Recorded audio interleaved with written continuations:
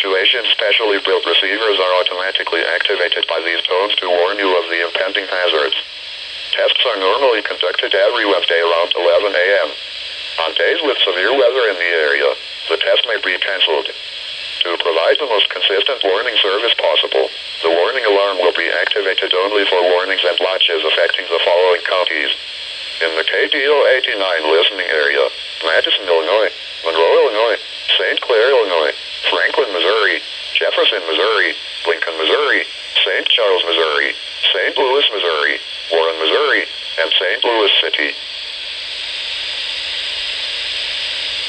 If your receiver is tone activated, it should be reset after this test. This concludes the test for this week. Thank you.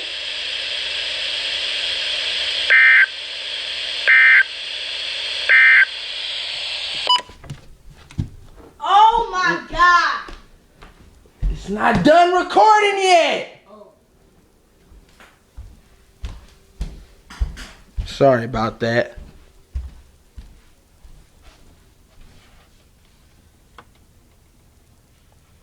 So there you have it, guys. Required weekly test.